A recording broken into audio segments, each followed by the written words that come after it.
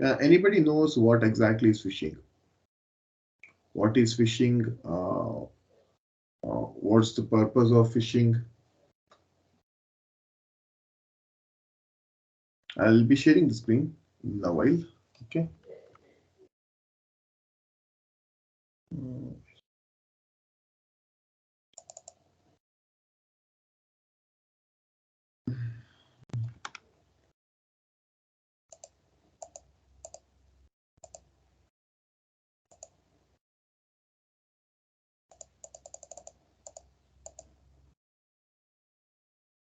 I need answers, guys.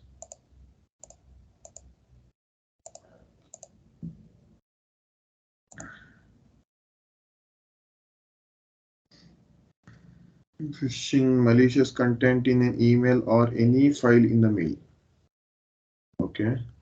Pretend to be someone else and trying to harm users. Yes, that is the right one. Saurabh. Saurabh, okay.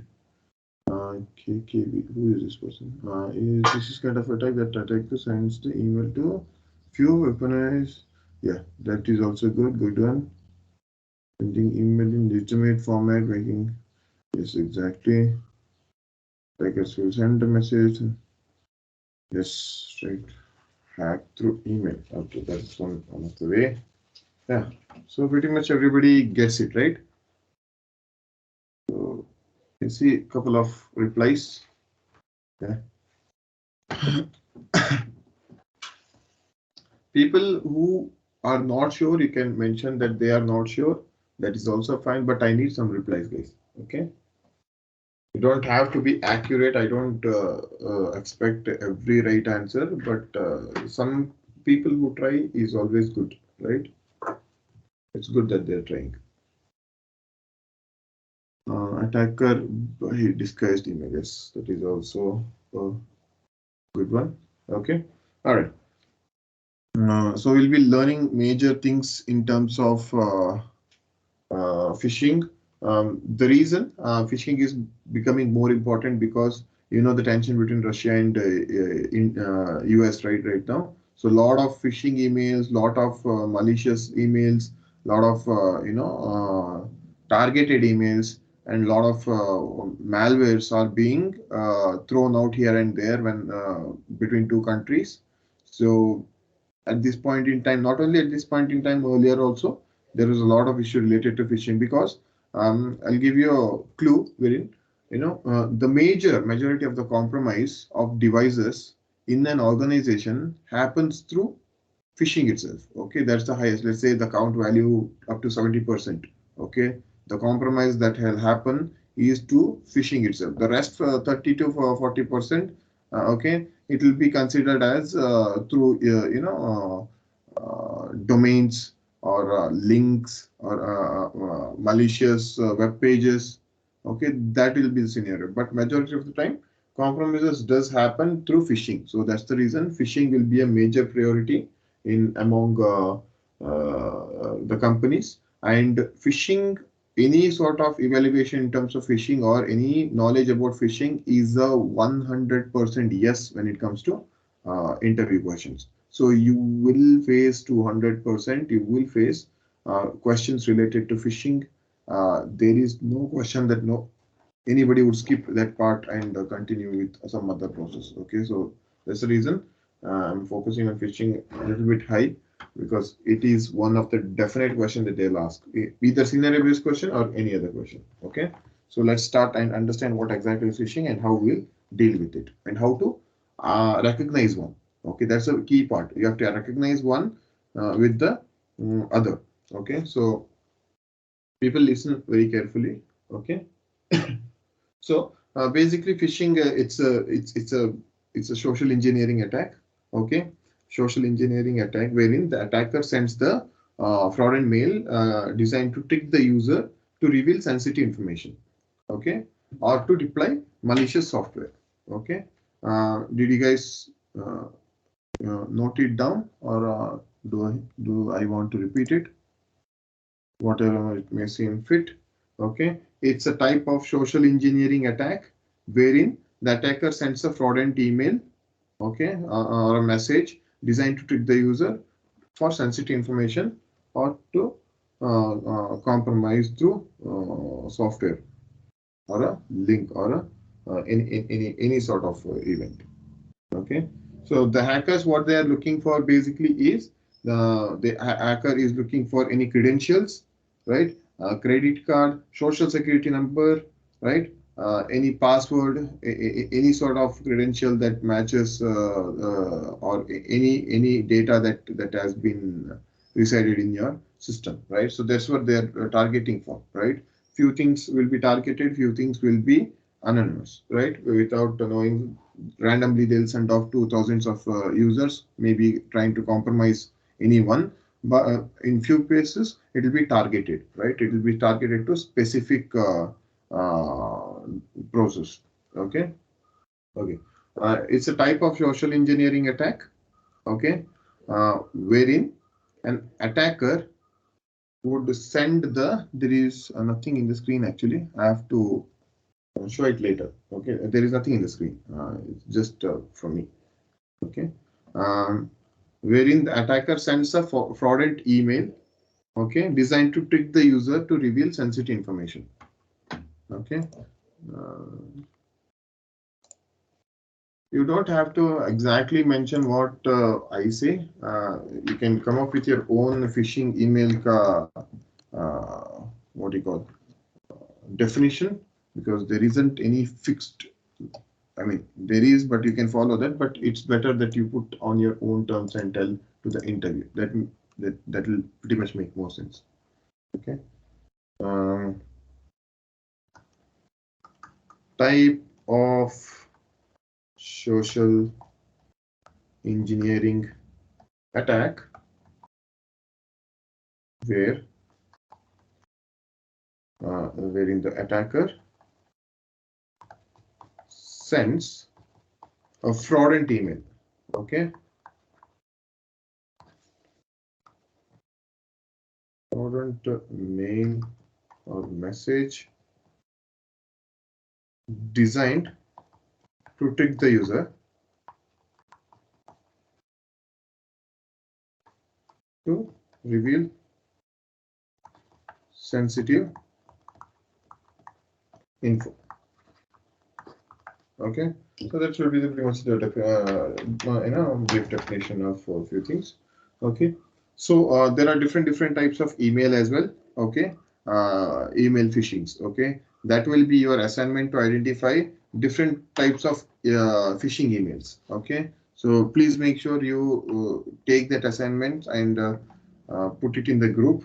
Okay, and try to do that. Okay, so you know like what they are trying to compromise on, right? They want what they want, you know, pretty much clearly. Okay, and how does this happen? How does this happen basically, right? It happens through attachment like that, which contains in the email, right? In the phishing email, through some URLs which will be present in the email, right? And it also happens if in case that particular attachment contains a Word document or an Excel document which contains macros in it. Anybody knows what exactly is macros? Macros. Any idea on macros? What exactly is macros? Can you tell me if you know? Macros.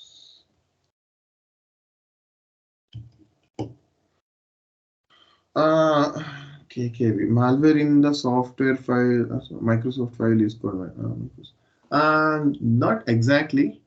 Okay, not exactly. But you're close. Okay, but you're close. That's good. Shortcodes in Excel to automate. Hmm, it's close, but not. Yeah, macros. Macros is not only in MS Excel; it's there in all the Microsoft product. Okay, Office 365. So Word, Excel, PowerPoint, you name it. Everything it contains macros. Okay, shortcode. Yeah, that it's partially true. Everybody is partially right. It's definitely is from Microsoft, but the way is macros are not harmful processes. Okay, they make it, the attacker make it harmful. Okay, it's just a general code. Okay, it's a typical program. Okay, yeah, it's a type of a program. Okay, it's a typically a program. Okay, the reason why macros are present in the Excel or Word or any other process is to create a faster and easier shortcuts. Okay, so they make few things little easier for the user to work on. Okay, so there are few codes basically. Yeah, it basically that. Yes, Chandru is pretty much right. Okay, so they make it a few things easier to work upon.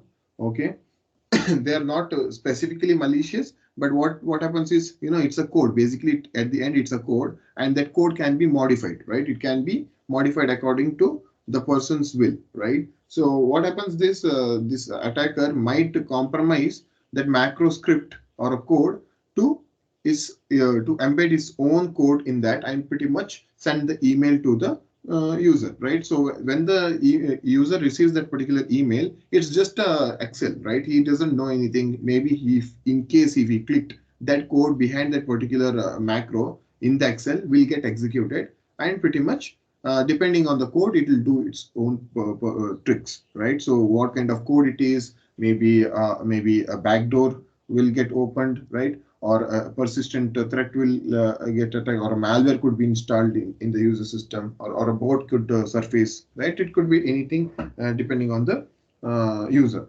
So macros would definitely would help, would be a major bad thing when it comes to these Excel files. So that's the one thing that we focus on. Okay, guys, this also please check what exactly is macros, learn a little bit more about it, because when for the interview, when you're explaining the different condition that that could affect, you can also mention about macros. That means you're a little proficient when it comes to phishing emails, giving a right scenario wherein what exactly happens, you can mention. Okay, just in case if they ask more, they wouldn't ask more, but in case they would have asked a little bit more about macros, what's exactly macros, or how would you determine if that particular macro is malicious, and learn a little bit more about macros, so it will be definitely helpful.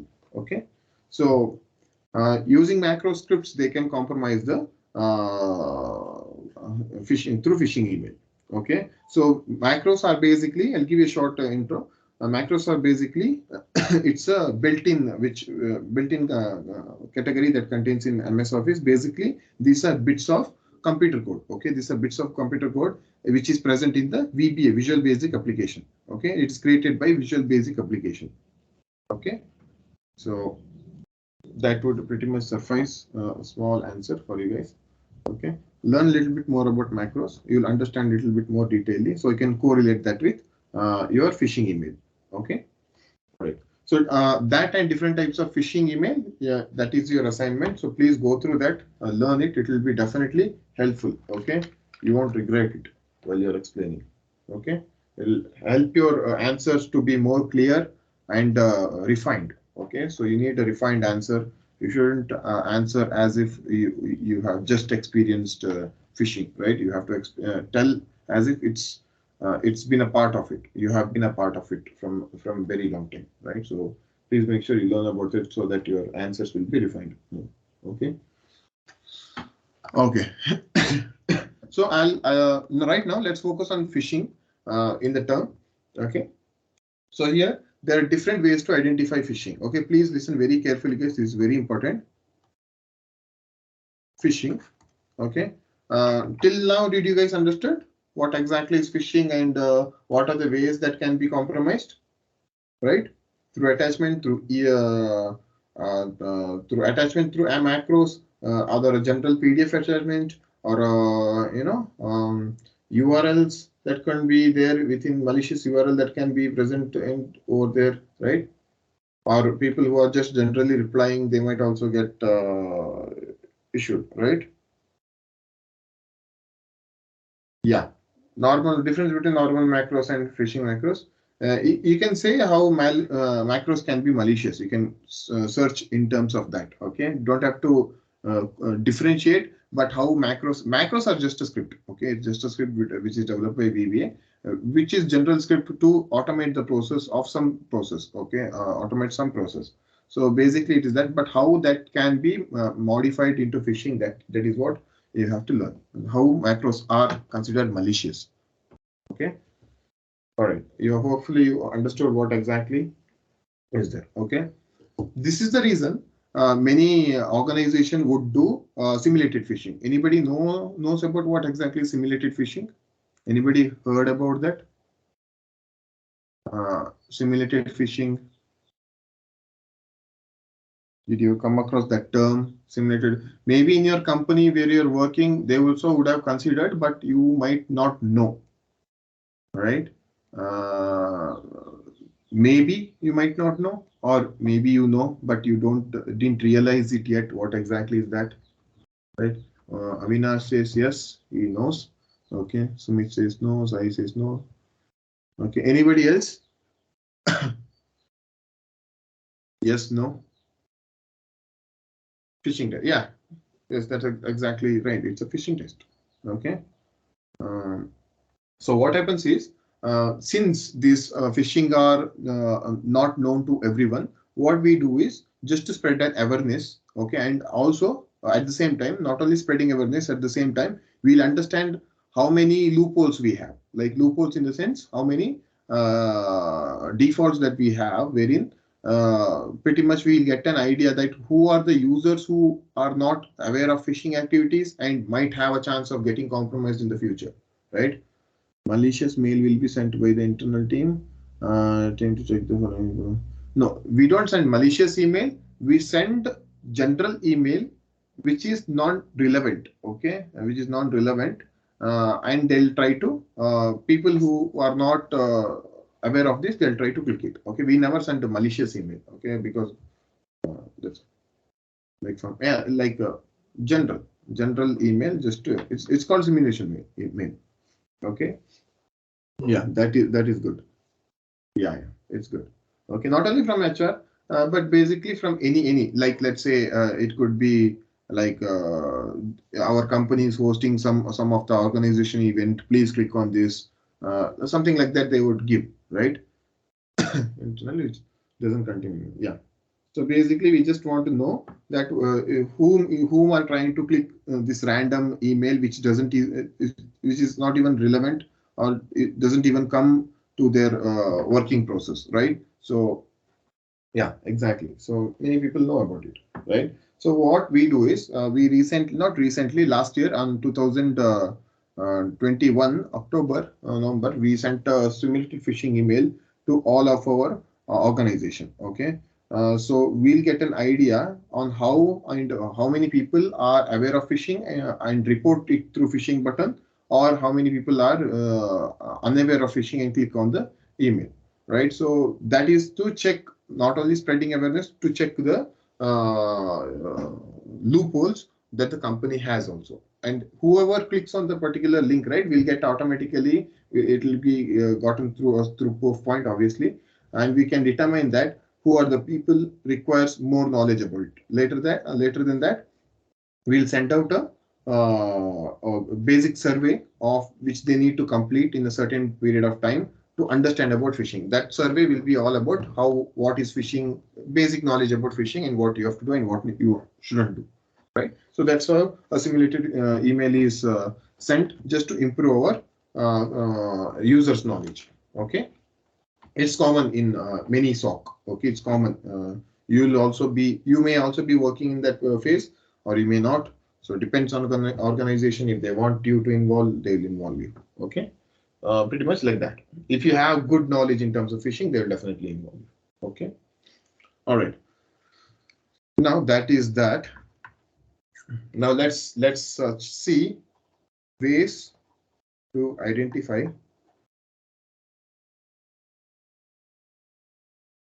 phishing.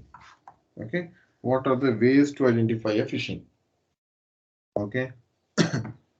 Do you guys have any idea? I just wanted to know, like, it's nothing major. Just wanted to know if you have any idea, like, what are the ways that you can identify phishing? Anybody? You can tell anything, guys. I don't worry about wrong answers. I just want people to be involved, attentive, and try their best. Okay. Any ways that you think this could be the way to identify phishing?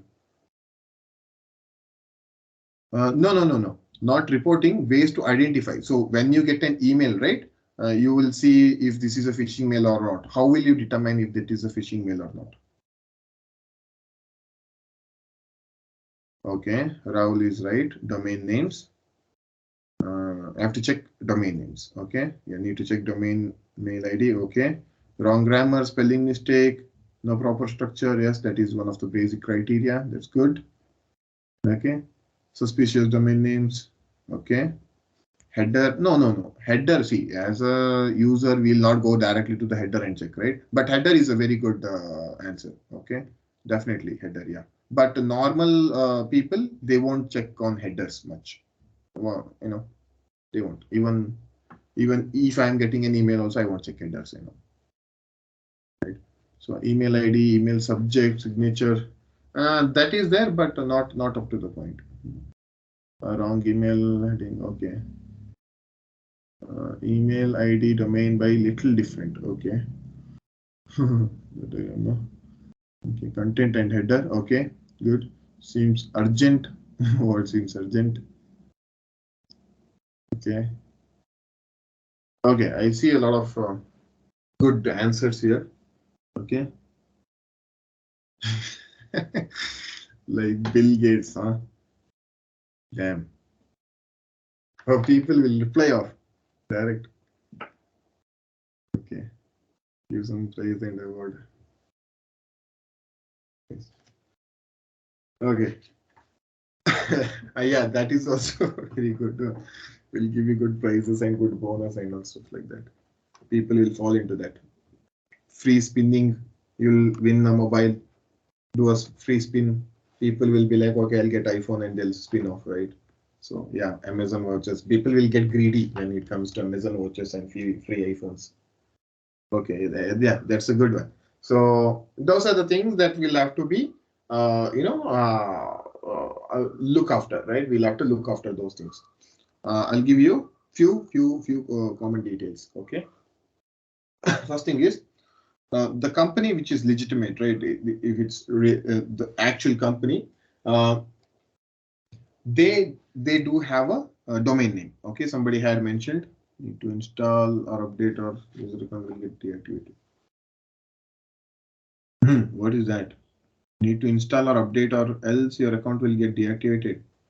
I don't think so that's the right answer. Signature, yeah, but not every time signature will be present, right? Okay, let's identify that. So first thing is domain name. Many people had said that we need to make sure it has a domain name, right? And it has a genuine domain name. Sorry about that. Okay, you need to identify if that particular domain name is genuine or not. How will you identify that particular domain name is genuine? Basically, researching about it. If that particular and you have different open source threat intelligence tools also, VirusTotal, MX Toolbox, right? MS Records you can check. Basically, give you a rough idea what exactly that domain is and when it was created and when that particular point was there. MX tool, yeah, MX tools is there. MS Records basically we check for domains. Okay, and Sucuri is also there. Sucuri is one of the good one. Sucuri, okay, that will give you what exactly that domain is and what it's trying to do. Okay, but I would say please go through MS Record. I'll show you what exactly I mean. I'll show you. Okay, first thing is the domain names. Okay, we need to identify if the domain names are right or wrong. Okay, and second thing is companies do not request your sensitive emails through via email. Okay, so basically the sensitive VirusTotal. Okay, I'll show you all those things. Okay, sensitive info. So these companies will not ask for sensitive information. So let's say it's a bank Okay, it's a bank or if it's some other process wherein they'll ask, please log in here. Yeah, virus total. Okay, please log in here and confirm the detail. They would never do that in the content. They would never say that please log in and give us the detail. Okay, a legitimate organization or a legitimate company or any other process will never ask you to log in right then and there. They would suggest you to log in, go through the portal through even through Google, right? Go to our portal and try to log in and confirm the details there or do a customer support from there. They would never give you the details in the email saying that please click here, upload, please confirm this validity or please go through our attachment and log in through the link that we have sent. No, they will never do that. Okay. They will always suggest you to either contact the customer care or do a general login going through our process. Okay, you have to go through via yourself. They will never send the email from the organization. Okay, either it could be bank or any other organization, just to prevent it from phishing attacks. Okay, they would always suggest you to visit by yourself, right? So that's the second important part. Okay, we know first one, we know second one, right? Third one is basically if there is an attachment, unsolicited attachment. Okay, so let's see, attachment. Okay, please always be careful in terms of solicited attachments. Like typically this organization or they won't send random attachments out of the blue, right? If you see, please, there is some project going on and please check the attachment. No, if the project is going on, then you will be aware of it, right? Or else, no. Attachment also will be checking. So this is the third one. I'll come to this in a brief process. Fourth one is obviously grammatical errors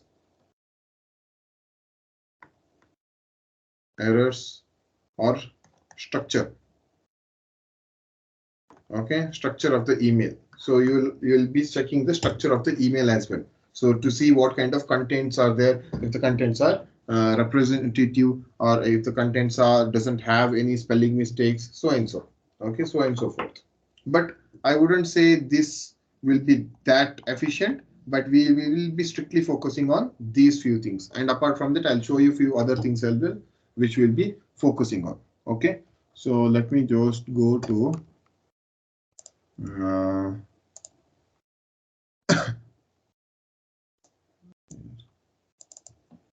okay, MX.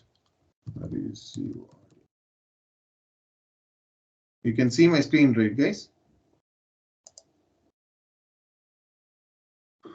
What MX record does is it basically looks upon that particular domain and gives you the content, what exactly that is. Okay, so let's check known process. SOCexperts.com. So everybody knows this is legitimate, right? So we'll check on that.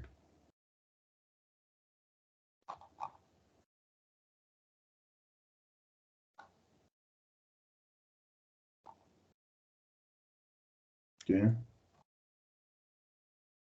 We'll also be learning about different authentication processes. Okay.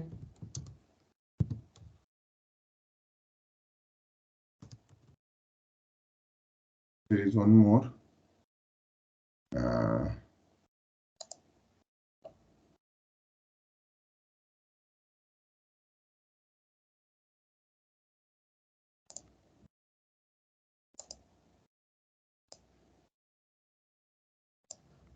One second, guys. Pretty much save it, but unfortunately, I haven't seen. Okay. There is one more which contains very good detail knowledge about it. So this. Okay, we'll go through with this itself. Abuse. Only this much contains it. Contains or what? Very bad. SUCU. Alright, Sukuri. Site check. Okay. Sukuri is one. Okay, somebody has sent to me as well. Okay.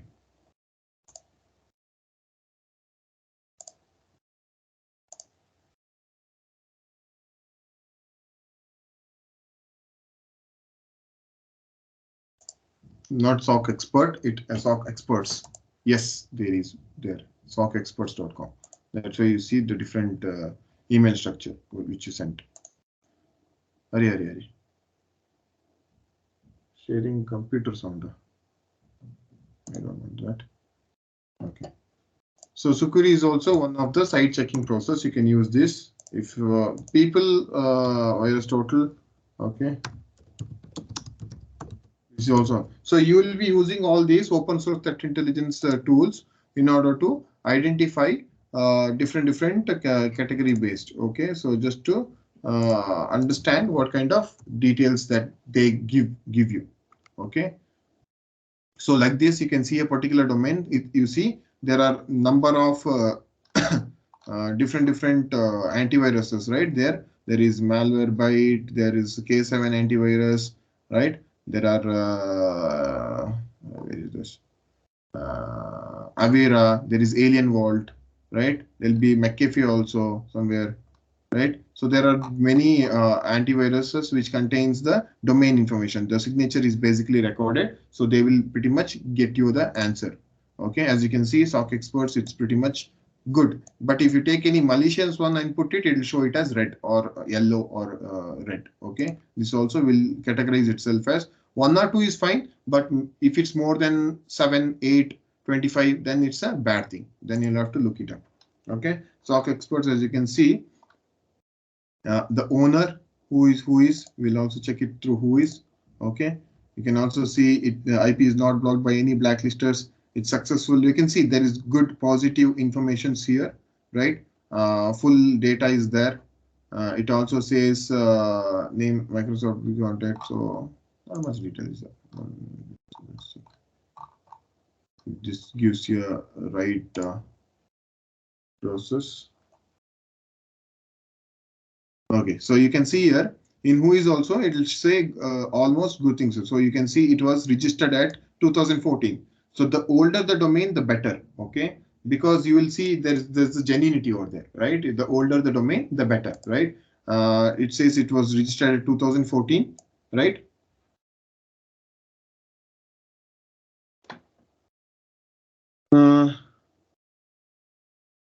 We'll come to that. We'll come to that one by one. Okay, we'll come to that. We can't jump on to different roads, right? We'll come to that. Okay. So registered date, as can see here, this is what we'll be checking when it comes to certain domains. If you see that you get email from a certain domain, then you will have to check all these things and different process. So updated in 2021, right? You can see other stuffs also. Raymond City. Okay. Let me check one more. Yes.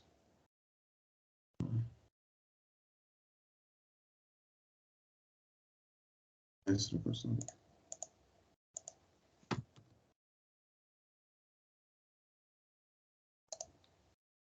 Cloudflare. Few there are which gives you a proper detail about all the solutions. Okay. But I'm not finding the right one, unfortunately.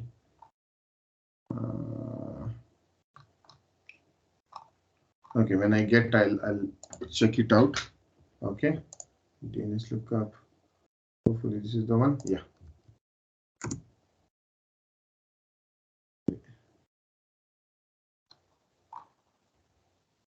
This is the same one, I guess.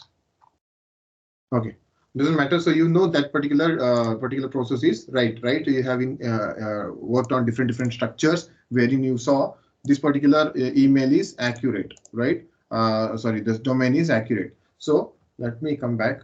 Okay, so here what happens is the domain names that you saw, SOC experts, is a genuine one, right? It's a legitimate one. Sometimes what you see is sometimes the email will be sent from general google.com, google.com. So when you see it's from not Google, gmail.com. When you see if it's coming from gmail.com, if it's some unknown process, right? If it's not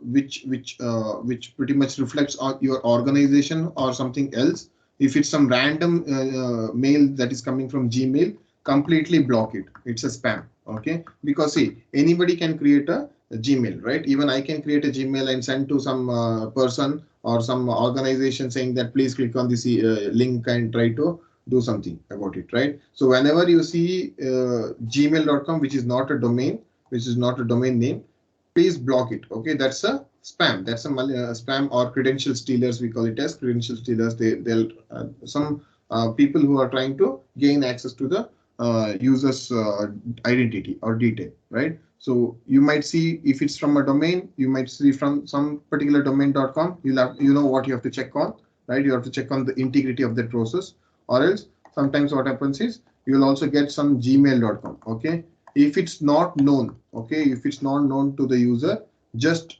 block it.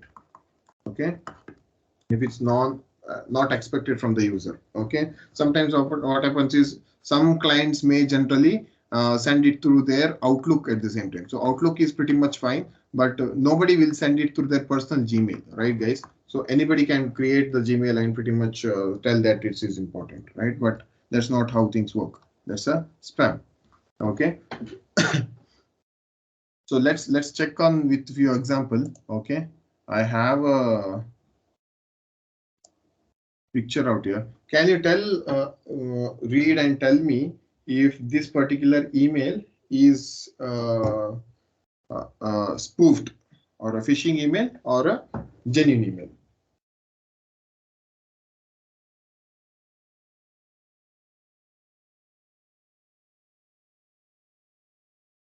You can see my screen, right? Please tell it. I want answers from everybody, okay? So please try it out.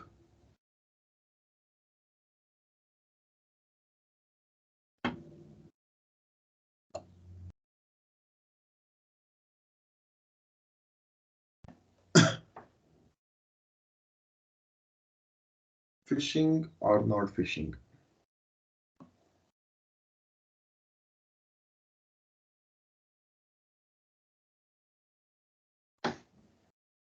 What is correct mean? I'm not sure what, Anwar, what is correct?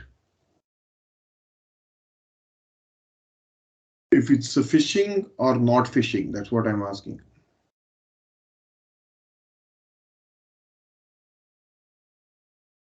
Others, what do you guys think? I see only what 10 to 15, 10 to 12 replies right now. Now you don't need to verify the email header. See, you have to think not in terms of security analyst, but also in terms of general employee as well, right? So when we are mentioning, we have to make sure with looking at the email, you will be definitely, we can say that if it's a phishing or not. There are some more complex emails as well, but a few emails that when you look at it, you can tell that it's a phishing. Okay. It's a phishing or it's a phishing or not. Okay, you don't have to go through email header. Yes, email header is an option, not an option. We check it later further. Okay, but we will not say that just without looking we can't notify that. Okay, so this is a phishing email. Okay, there are multiple reasons. Okay, first thing is first thing what everybody checks is basically the domain name, right? In terms of domain name itself, we'll get to know if it's a phishing email or not, right?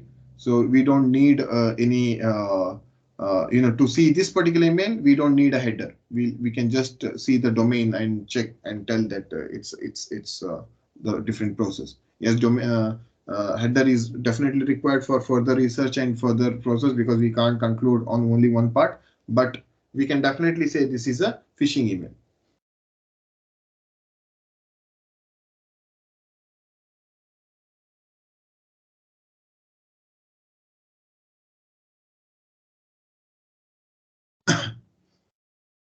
See, did you know this GoDaddy was a malicious phishing email or just the if it was genuine? So did you know? Because see, domains can be spoofed. Okay, It's not that I'm telling you that domain cannot be spoofed, or you are pretty well aware that what domains that you are using, you are pretty much sure.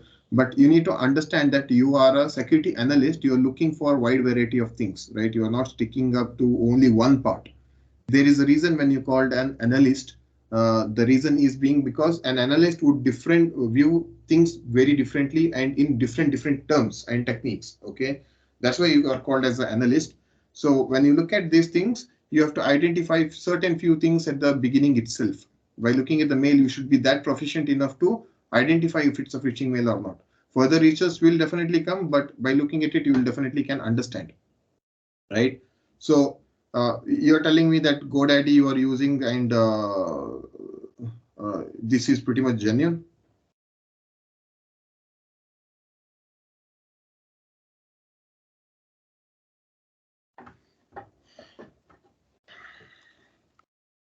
So you know GoDaddy, right? You know GoDaddy, and you're telling me that this domain is pretty much legitimate. That's what you're trying to do. Kedar Shahu. Yeah. So guys, let's check right now. As you can see, the domain is completely wrong. Okay. The domain, it says GoDaddy file.website. There is no such domain for GoDaddy. It's godaddy.com. Okay. So domain is completely not relevant. Okay. And nobody will tell you final notice for your domain verification, verify now. Okay. You see certain people said that there was urgency in the email. So you can see that clearly, and nobody in GoDaddy, nobody can give like this, like without any content or without any detail. Nobody will send you like this. It's pretty much a spam or a phishing email. Okay. So nobody will give you any rough idea saying that this is a phishing email or not.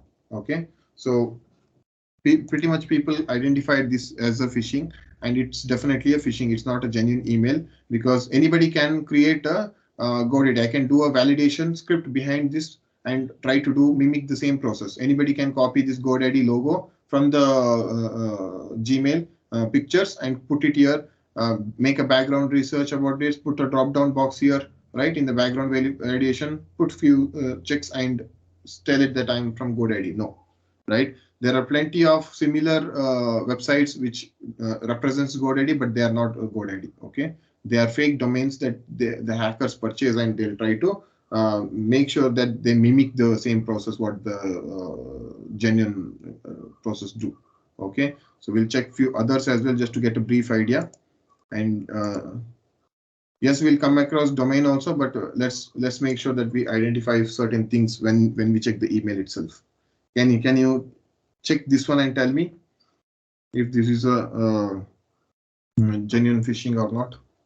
Okay. So as a security analyst, when you're checking, right, you will check the email at the beginning. Okay, what sort of content it may relate to, because you will have to read everything, right? You'll have to read everything. You'll have to check everything. And then we'll go to detailed research wherein this header comes into picture. Right after blue, we'll not tell, I just need header. No, you don't tell. Okay, that's a wrong answer, and that answer would not suffice. Okay, you need to check on different frameworks. Okay, the email content, the domain which presents. Okay, the urgency of the email, and the way of how the email represents itself. Okay, you have to compare that representation to the original format as well. Make sure that you do that process, and definitely you'll find a difference in that. And later, as an analyst, you'll do further checks in terms of header validations. Okay.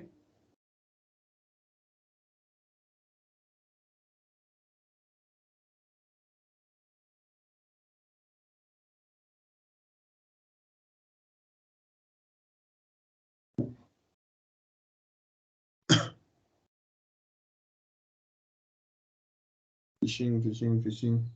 Okay. Yeah, this is definitely phishing. Okay. This is definitely phishing. Okay. So first thing, what did you guys check? How did you know that it's a phishing?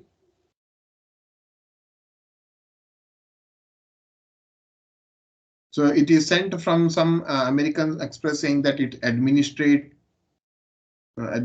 something dot at you will always check the domain after at. Okay, as you know, the domain will represent itself after at, so you'll always be checking here. Okay, this much you'll be checking after it. Okay, so it says some Pentagon segura.cl, right? So domain is pretty different than what American Express is. It doesn't contain like this. Okay, after at itself you have to search. Okay, the domain should match this exact certain process. Okay, you can also copy this and also put it in the MX toolbox or any other virus total. You'll get a rough idea what exactly that domain is. Okay, so here again, apart from that, you will see certain details here which is completely out of the book. Okay, this certainly raises a red flag. So due to recent activities on your account, we placed a temporary suspension until you verify your account. You need to review your information with us now on so and so date. To continue your American Express online service, we advise you to update the information about the ownership. Okay, your account ownership. So they are asking to update your account ownership, but they are not specifying that to go to their to their site. They are asking to click here right now to do the process, right? So that is the red flag, second red flag that we see, right? So first thing was this one, second thing was this particular event, right? So you know right now that none of the email, none of the bank sectors or none of the genuine email would never ask you to do this process. They will never tell you to click here right now and to verify a few of the icon. That's out of their rule. Okay, they will never. That is never their rule. Okay, they will never suggest any user to click on any of the link or any of the details in the mail. They will genuinely ask if you know if you come across any of the bank detail. I got many details wherein they always suggest to go to the site and make the changes. Okay, even if it's anything related to any query, they'll either ask you to call the customer or customer care or directly visit their website. Okay, that's how the process are. They will never tell you this. So you see two red flags. You can basically confirm that this is a phishing email. Okay, one last one. Can you tell me this one?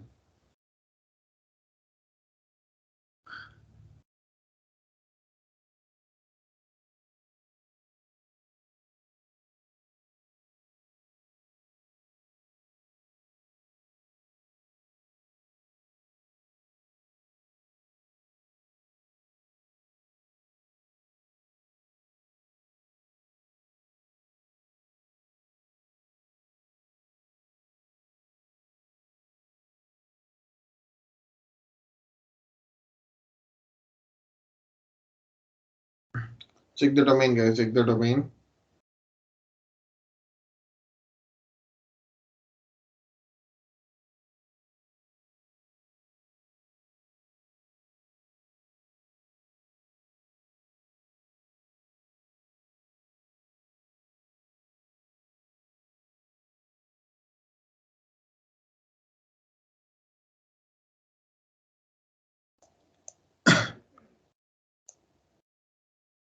Check for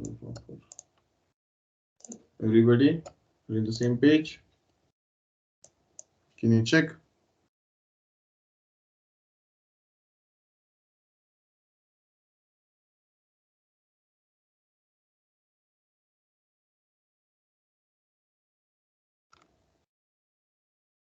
Okay, what are the people saying right now? Phishing, phishing, phishing, phishing. Everybody are telling phishing. Did you read it right? Did you read the content? What it's trying to tell?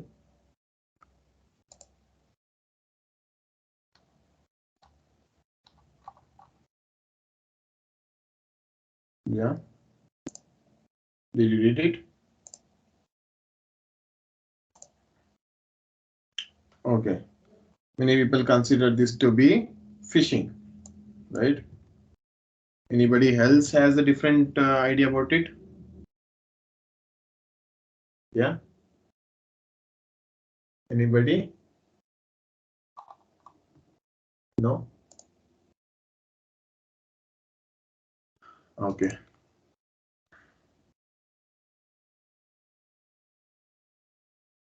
that used to someone access. Someone access the account. Yeah. So let me tell you, did you see the domain, guys?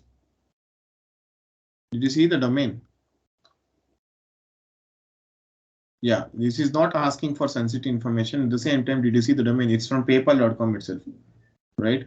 It's not from any other domain. It says PayPal.com. So the ending should be the domain exactly itself. So nobody can replicate this PayPal.com. Okay, nobody can replicate this PayPal.com. If the domain is from PayPal.com, it will definitely give you an idea that this is genuine. So you can see the read the following details as well at the same time that following changes were made on November so and so. Okay, billing information. If you do not make these changes or you believe an unauthorized person has accessed this account, you should change your password so as soon as possible from your PayPal account page. That means they're not asking you to reveal the sensitive information or any other sort as such. Okay, so they're telling you to go to their particular domain and do the necessary changes, or to the necessary site and do the particular changes. And also you also see that there isn't a any other domain mentioned here. It's paypal.com. That's why I said please check the domain. It's paypal.com. Okay, I'll show you. Meanwhile, where is it?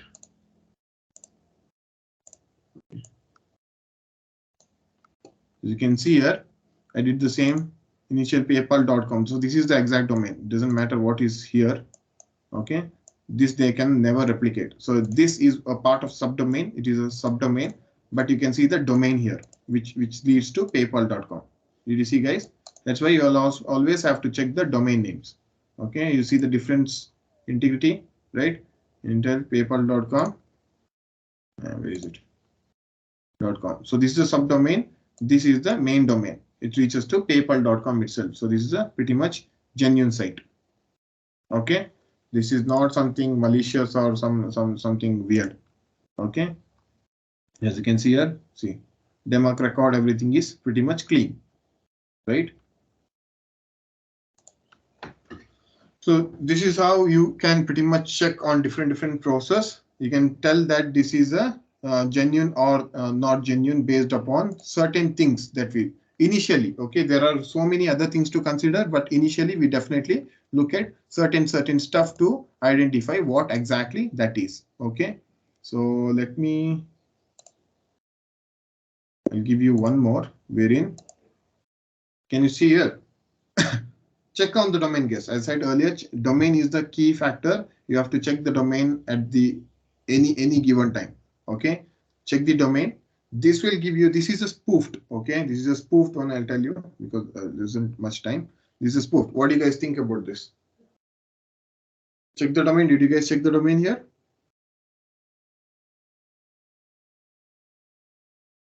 Yes, it's a phishing. It's a spoofed, right? The reason is the domain. Some confirm.com, some lame confirm.com, they're telling that they are Netflix to subscribe the event. Okay, this is confirm.com.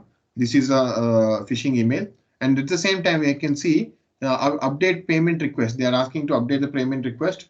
Yes, confirm.com. That is some random process, right? So there's some random process. Okay, and here again you can see, I just for your information, I just put it in what you say in the hyperlink. If you see the login, it says only members who can do that process can log in, but it's certainly not Netflix. It says netflix.com. So this URLs can be spoofed. It can be changed to the domain, but the domain will be remained as a domain. So you can see here, I just to verify, you can see this corner, right? http login member.netflix.com. So this is a spoofed one. How do I know this is not genuine? So in the link can be spoofed. Links can be spoofed, making it to create genuine, but not the actual domain itself. Okay, they can never send from the netflix.com and tell it is a fake. If it's coming from netflix.com, it's coming from that certain domain itself. But link can be modified to anything. Okay, there are many software tools that can be that is there to change the link identity. So you can see netflix.com it says, right? But when I click the hyperlink, okay, when I click the hyperlink, one second, let me zoom in. Can I? Okay. Okay. So you can see when I try to zoom in this particular process, right? Where is it? Yeah, netflix.com. So in the hyperlink, can you see it is some other domain itself? Do you see anywhere netflix.com written here? It says ct.sendergrid.net. Okay, it says some sendergrid.net. It never says netflix.com because the hyperlink also should contain the same process what the link says, right? So you can see, you can just, you don't have to click here. You just have to put the cursor here and you'll pretty much see the hyperlink where it's trying to lead to, right? Any link can be checked in that way also, or else you can copy the whole link and put it in the VirusTotal or any other open source intelligence tool. So this is definitely not going to netflix.com, right? Even though it says Netflix here, right? Because the link is modified. It's been spoofed. It's been hidden, saying that it's outer layer. It says it's Netflix, but it's actually something else. It's sendgrid.net. So completely a different process, right? And nobody will, no Netflix will tell in this way. I never saw any Netflix email giving me this kind of event. I saw many Netflix when my subscription was low or something like that, but they will never send an email like this. Okay, understood, guys? Any confusion on this? At least the outer part, how you can analyze that. We'll come to the in the detail part in a while, but the outer part at least, did you guys know?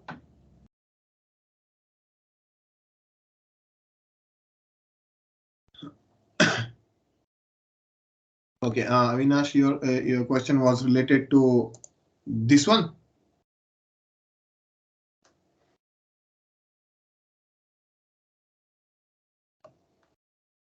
You said the domain will not replicate. Okay, so you see, this is basically subdomain. So you know subdomains how they work, right? So for they many domains, many organizations have multiple subdomain. Okay, it won't be considered Netflix. It will definitely end up in netflix.com. If something is there, it will come to some services.netflix.com because they're offering services, right? So you will get to receive emails from services. So Netflix you will be receiving from services.netflix.com.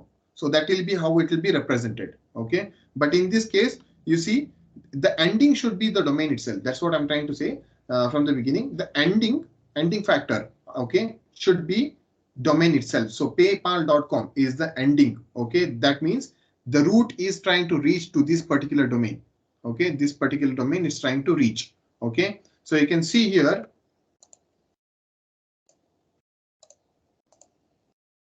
one second. Okay, I'll come to that conclusion also. I'll come to that conclusion also. Okay. So here it says paypal.com, right? So there are many services that are available or many subdomains that are available. That will definitely be mentioned. Okay. But the ending point is we have to check on the domain. So no domain can send saying that it's PayPal. Nobody can spoof this.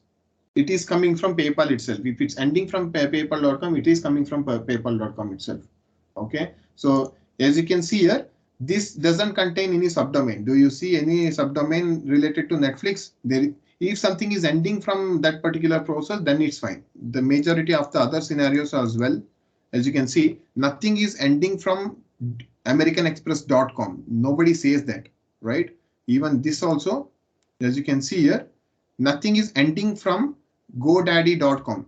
It says website, it says something else, but nothing, there is no specific domain. It says, .com at the end, right? Many of the process, let's say if this confirm itself, this can be pretty much genuine also. It doesn't show up in the VirusTotal also because that is pretty much new. It's a new domain. Could be a new domain, right? Where is it? I'll show you.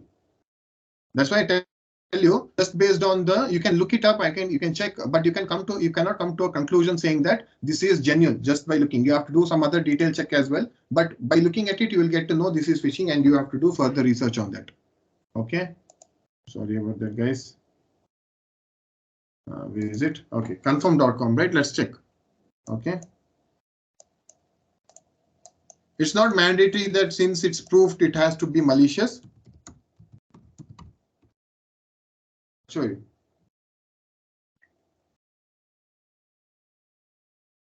So it says confirm.com and 9 detected file embedded in this domain. 9 detected file is embedded in this domain.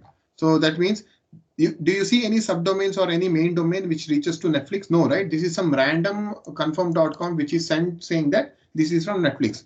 But this is not, right? This is not. This is not from Netflix. And there isn't any single detail in the registry saying that this is from other process, right? Some unknown process this is. That means this still has been not categorized because this isn't malicious yet, right? This isn't malicious yet. Okay, risk one is not a major problem, but still you get to know, right? This is not from Netflix, and there is no subdomain written in it. If there is any subdomain or represented, there will be mentioned any subdomain. Okay, so they will definitely say something services.netflix.com. Some there are multiple other services. Okay, but this is definitely not a other process. Okay, you can also check on different various sections as well. You can see here, copy here, paste it here, confirm.com. Is it even taking up? Got stuck. Okay, so see here, there isn't, it says confirm.com, it's been registered only by that name. There isn't any netflix.com here, right? There isn't any netflix.com. So you can pretty much check in that way also. But major thing, I'll explain you how we can majorly check on different scenarios. But did you get the situations here? Did you understand the basic underlying the base value, right? Everything should end up in confirm.com. Sorry, I'm sorry, in the actual domain. Okay, if the domain is right, then it's fine. Okay, then you can say that, okay, this doesn't look suspicious, but I'll still check on few other details as well. Okay, but if you see, get this itself, I'm pretty much sure that if I get an email in my Outlook saying like this, I'm pretty much sure this is a phishing email, bro. Like this is a phishing email. I'll check a few other stuffs as well in terms of this particular process. I'll check on the header and I'll check on the different scenarios that I'll be looking into and confirming this is exactly phishing. But for initial phase, I'll definitely know this if this is a process or not. Any doubt, guys? Any doubt up till now? Any doubt? I think I have it somewhere here.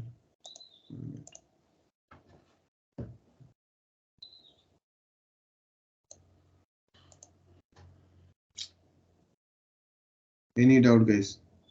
Any doubt you are having? You are clear with that particular process, right? Because see, I'm not telling just with the initial process you can come to a conclusion. No, but you will definitely get an idea of what kind of content that is. Okay, we'll see further check of the particular email through header. So now it comes your header. This is where your actual analysis begins. That is your verifying stuff. That is how you verify few things, but actual analysis becomes here. Okay, so here I have copied, I have taken few specific things which requires few of the details that will give you to give certain situations. Okay, so one of the major thing that we'll focus is the sender, who is coming from and who is going to. Okay, so you will check. Can I mark it as red? No, I can't edit it. No. Okay, I'll just give a space to here.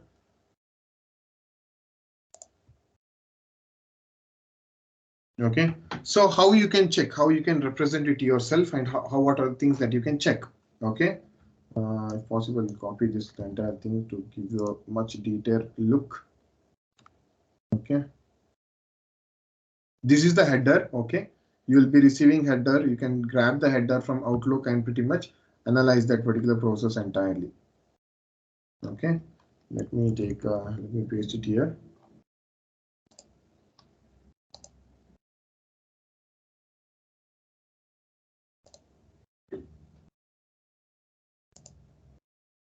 We couldn't away. What?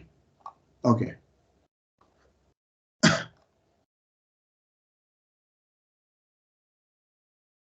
Did it come? Everything came, right?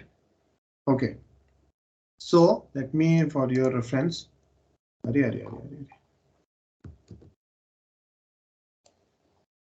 I'll mark this, the major thing that we discussed, right? We'll mark it on red.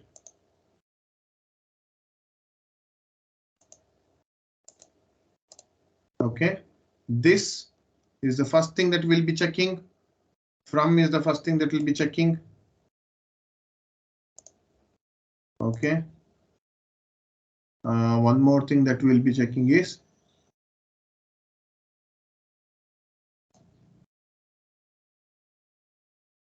SPF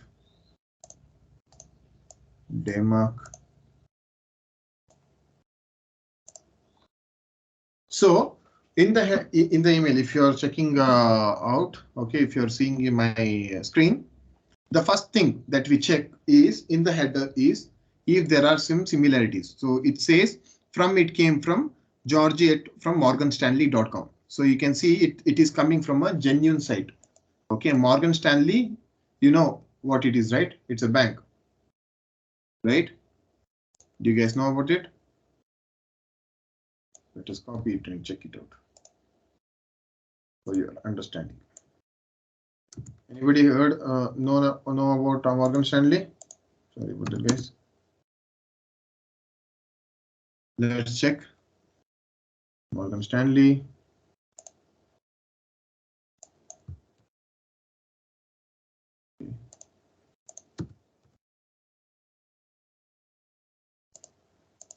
Guys, any idea about Morgan Stanley? What is the superset? Clicking.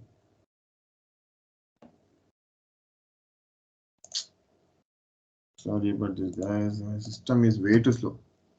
I think my system has been infected with malicious program that has virus. Yeah. Yes, exactly. Right. You know what exactly is Morgan Stanley? Hurry, come on, dude. Don't embarrass me. Okay. So this is coming from a genuine domain. Based on the domain itself, we'll get to know that this is from Morgan Stanley, right? So you have checked the number of events, you know this exactly. And second thing is how we can identify this is coming from Morgan Stanley is through return path. Okay, return path should always be similar to the sender path. Okay, this is a sender path whom it was sent from. This was the process it was sent from, right? You see this was sent from this and it's also returning to the same process bounce.ms.morganstanley.com. So this is the domain morganstanley.com. This is the domain morganstanley.com. So the return path is always similar to this. Suppose this is morganstanley.com. It is saying that it's coming from morganstanley.com and this is something else which says some let's say confirm.com. Okay, if it's telling that return path is confirm.com, that means this is a spoofed one. This is not a genuine email, right? This is not a genuine email because when you say this is a genuine email, when the source coming path and the return path is one and the same, it has to interlink. If it's not interlinking with each other, that means the domain has been, the mail has been spoofed. Okay, the mail has been spoofed. Okay, so this is how you can pretty much understand if the particular email is genuine or not. The domain name and the return path, the from and the return path should be the same. When you're explaining to the interview, not only you are telling that we'll check the domain, we'll check the reputation, we'll see if there are any grammatical errors, we'll see if there is no urgency in the email, right? Apart from that, you'll also include you'll also check in the header, you'll also check sender and the return path, making sure that both are one and the same, that it's being going to the genuine process itself. If it's a spoofed one, this will be something else. This definitely won't be from Morgan Stanley. It will be something else itself. But at the same time, this also will be something else. That means it's a spoofed one. There is no correlation here to one and the same. Okay, that means it's completely a spam or a malicious email. Okay, the second thing what you check is this particular process SPF. Okay, SPF pass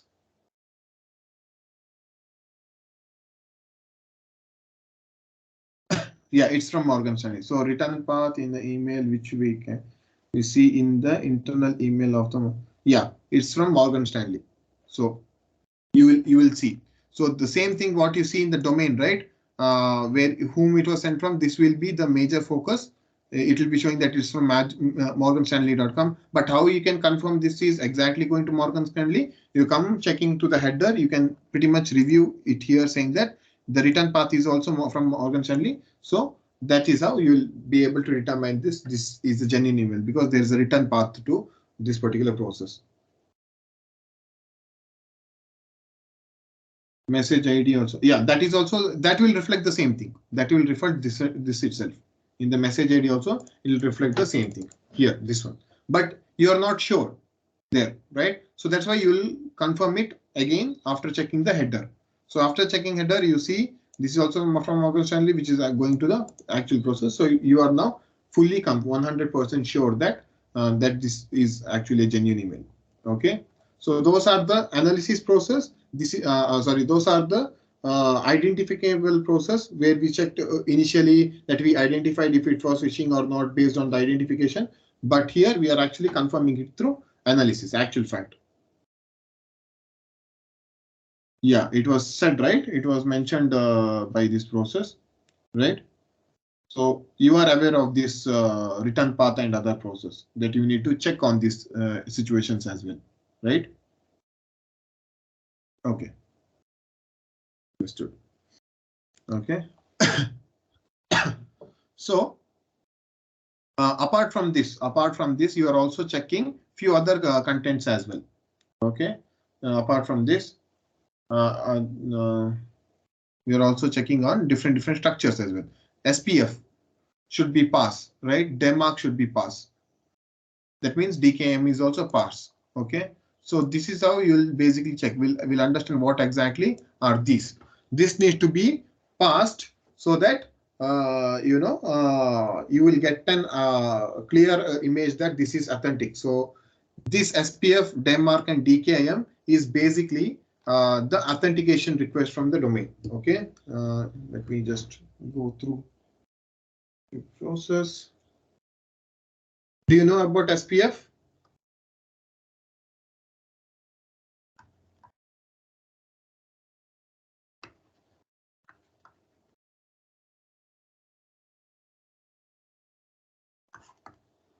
Do you know about this? You know about this, right? So these are basically an authentication for the domain, which will tell that this particular domain is genuine. Okay, this will tell that the particular domain is genuine. So this all three must pass. Okay, this all three must pass basically to determine the fact that this is a genuine artifact. Okay. Any doubts up till now, guys? Any doubts? If you want, you can clear it off until I move further with this process. What is only two pass? I didn't get you. What is only two pass? I didn't get you. Huh? What is that? What is only two pass? Can you tell little clearly what is two pass?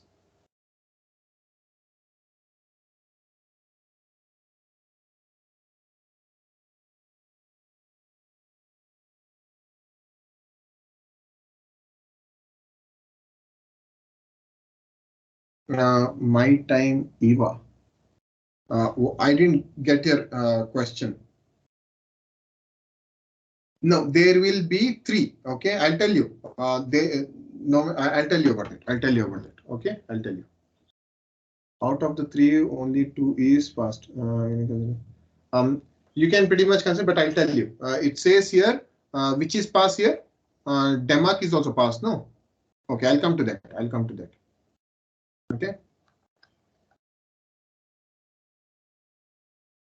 Yeah. So that is also a major reason. So it will be considered as a spam. Okay, it will be considered as a spam. Okay, so for what happens to spam emails, it will never reflect, right? It will go and sit in the spam folder. If you check in the spam folder, it will go and sit there, right? That's the reason. If sometimes if SPF record is not there, if there is no SPF record, it will go and sit in the spam folder. Okay. That's where you see in your Gmail, right? A lot of things will go and sit in the spam. and pretty much it will be lying around there. That is because it doesn't have a SPF record. Okay. Okay, let me tell you what is SPF.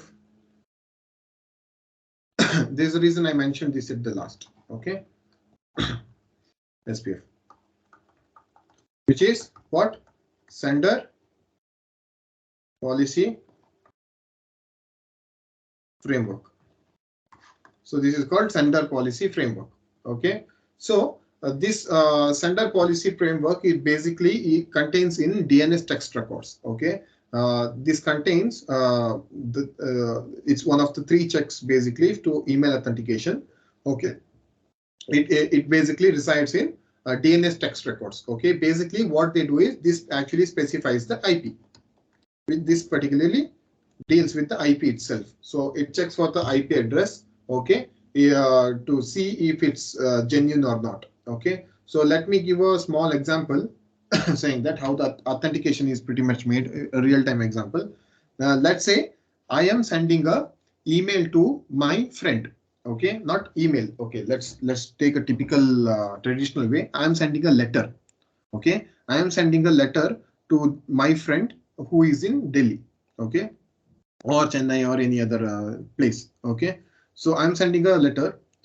So when I'm sending, I'll mention my name, right? From so and so, right? I'll send it this process and I'll courier it. I'll not courier it. I'll do a what you saw.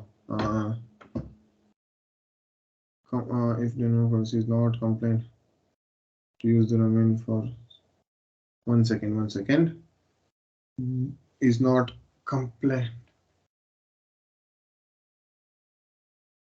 So it will be considered as spoofing itself. It will be considered spoofing itself. Okay. I'll tell you. 1 second. Let me explain this protocol. If I forget, it will be a problem. Okay. So what was the example? Okay. I'll let's say I'll send a letter to my friend. Okay. So and it will reach that particular person. So when he is actually receiving the particular letter, right? He knows that it's coming from me and he knows that I am the person, right? So basically what he does is either he can choose to open that particular letter which I sent, or he can confirm that it was genuinely sent from me. Okay, so that particular what he does, he directly calls me. He directly calls me and tells me that, hey bro, did you send a letter to me? If I had sent, which in case I did, I'll tell yes, I had sent the letter from you. Please read it. So he has what he has done. He has made a confirmation saying that that I have got the letter that you sent. Was this really from you? So he had confirmed that. So that is what exactly what SPF does. Is basically checks for the particular process that if it was a genuine process or not in MX record. Basically checking on the IP if it's a genuine process or not. Okay, that's how SPF would basically authenticate itself. Okay, it's basically checks on the top level domain. Basically, the IP reflects the domain, right? IP reflects the domain.com, right? So you might see Google, Google, google.com, but in computer language, it will be some other IP. It will recognize itself as this. So this is what it will be stored here, and this is what is the Google, right? So just giving a basic example. So this is how it will be pretty much identified. So this is how a particular process is recognized. Basically identifying the IP through SPF. SPF basically will determine that this is coming from genuine site and it will basically trigger that particular process. Okay, this is through IP address, domain authentication through IP address. Got it, guys? SPF is nothing but it's an authentication process for an email through IP address. Okay, got it? Clear? Okay, shall we move on? Shall we move on? Yeah. Sorry.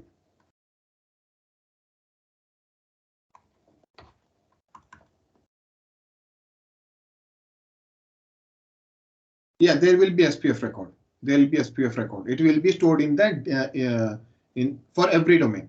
there will be SPF record for every domain. If it's not, if there is no SPF record, right, then it'll directly fall under spam. It'll say if the record domain is not being able to authenticate, this will say SPF fail. That means there was no authentication because there is no record, right? If it is not there, then it will directly fall under fail category and it will fall under spam. So this is how a lot of email from your email box in the spam folder will end up as a spam because it is not being able to authenticate and it will fall under failure.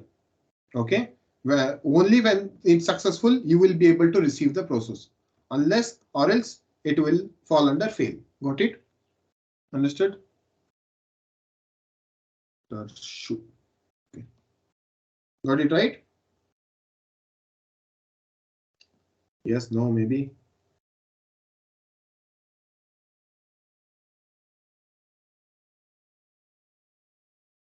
Are you replying or are you typing something? I'm waiting for your answer. Okay. It's not that. Okay, I'll come. But did you understand SPF? That's what I'm asking. Come on, reply what I asked you, right? Okay, awesome. That's good. Okay, so let's now go to DKM. Guys, if you have any confusion, you ask me. I'll tell you. Okay, because these are pretty important. Okay. Fall under spam. I'll tell you. Give me 1 second. Okay. I'll tell you. Second is DKM. Okay, DKIM, which is what exactly is DKM? Do you know any full form of that? Domain. K is for key. Identity. No one? Okay, no problem. Domain key identified email. Sorry, mail. Okay, so when I mentioned domain key, right, it revolves on this thing, key. So everybody knows what is private key and public key. Okay, good. Private and public key. So everybody knows, right, how the exchange happens of domains between the public and private, right?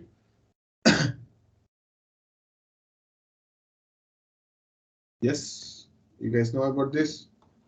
They should have taught you about private keys. Do you know? Yes, no, maybe. Private and public keys. When an exchange happens, it authenticates based on private and public keys. You don't know? Damn. Okay. That will be a little difficult to explain then if you don't know. Okay, majority of the people knows. Okay. So okay, if time permits, I'll pretty much yes, encryption and decryption. You don't know about encryption and decryption? This all works in private and public keys.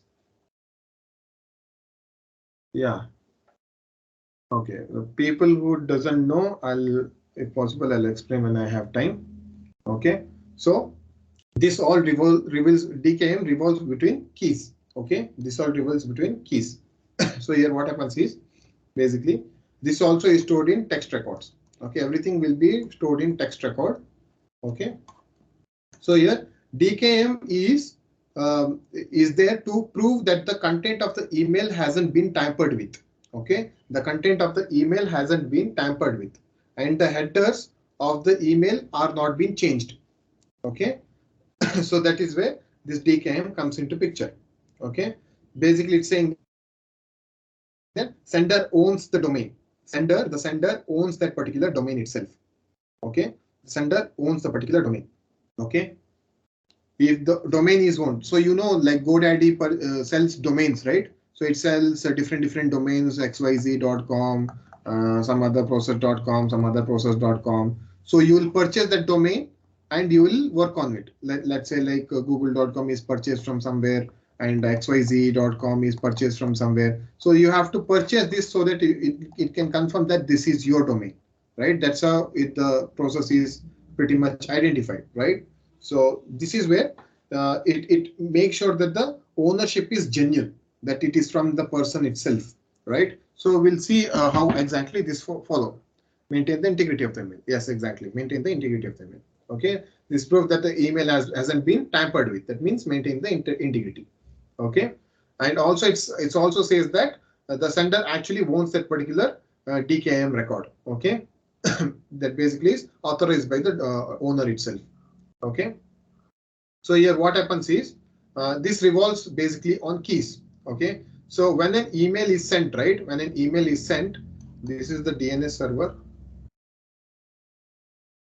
which contains domain. Okay. Is the sender who sends an email with the DKIM. Okay. Contains key, contain private key, which the owner has. Okay. So while he is transferring to the email service provider or some other process, okay, you are sending a particular key, right? What happens is here this particular service provider will also fetch this particular from this particular. So he's mentioning that it's coming from so and so.com. Okay, he'll fetch the key to make sure if this key matches. Okay, he'll fetch the key and basically send it to the email. This keys needs to match, right? It needs to match. Basically, it has to encrypt and decrypt. It's a private and public key. It has to match each other. So basically, encrypting and decrypting the process on the way, wherein if this key matches, then it means that it is actually a legitimate process. If they doesn't match, then it means it's a spam, right? It's a spam. This is trying to mention somebody else, but it doesn't contain that particular domain name only, right? This is how it will verify the domain itself, okay, to check the integrity. Okay, so here if let's say it's coming from xyz.com, xyz contains a private key. Okay, it contains a private key. Okay, the same key xyz.com has to have here, that means it's a decrypting key. It also contains xyz.com, which has the public key, right? Public key. So both has to match, right? If it's coming from genuine, that means it will already be genuine there because you have already purchased that particular domain from as the owner. That means you have the authority to send and receive because you will have a private key that will be there for yourself. Nobody can replicate that particular key, right? It's for you. That is like a house key. Nobody can have your house key because that you own that particular house and you have the keys for it, right? So it's pretty much the same thing. Okay, you have the domain, you have purchased the domain and you have the key. So basically this also will be there. So DNS record, this is a public record. Okay, this is a public record, okay, which is present in the DNS server. So basically they can match each other. If they are identified by each other, that means the domain is genuine. If this is not, so let's say some spoofing happens, right? Some people tell that this is from me, from actual domain, and they'll try to send it and it won't succeed, and DKIM will say as fail, that because this was the keys was not genuine. They were not genuine. They couldn't encrypt or decrypt that particular process. The keys were not similar. That's why it got failed. Somebody tried to spoof it. That's why it got failed. If the key matches, then DKIM will be pass. Understood, guys? Understood about this process? They have to match. The key has to match each other. Then only they can send. That means then only it will say as DKIM is pass. Okay, or else it will stay failed. Okay. How to create a no, you won't create anything. It will be already be embedded. Okay, it will already be embedded. So it's like when you're purchasing a domain, it will be automatically be reserved in your name, and that key will always be in you, with you. Okay, they won't give that private key to someone else. Okay, it will be embedded with you in that particular name itself. So it will already be there in your registered in your name, and it will be saved there. So pretty much like that. It's pretty much like your household key.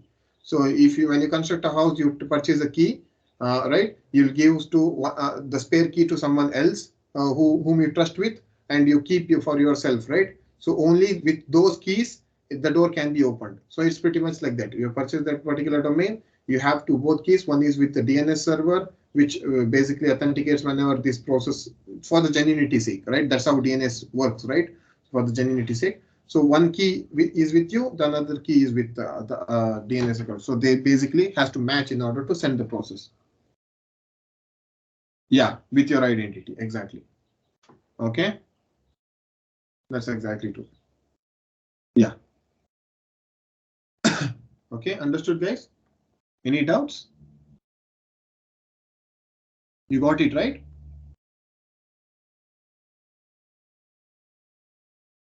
SPF is checking the IP. It authenticates the IP. IP is equivalent to domain names, right? So it checks for the IP itself. If the IP is genuine, okay? Checks in IP. This checks in private and public keys. Okay. DKIM checks for keys. SPF checks for IP. Okay. Got it? SPF checks for IP. The DKIM checks for keys. Okay. Now let's come to DMARC.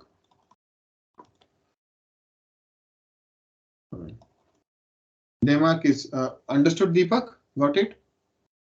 Any confusion?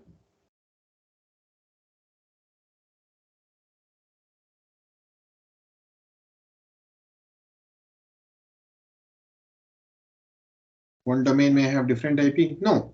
How can it have different IP? Domain equals to IP, right? See, how the background process work is when you click facebook.com, Facebook has a particular IP, which is embedded there. Well, the machine identifies through IP, right? A machine will recognize it. Machine cannot recognize Facebook. It doesn't know what Facebook is, but it knows the Facebook IP. So it will go there, right? We as a human being, we cannot keep IP in our head. We are good at names. So we know that facebook.com is there.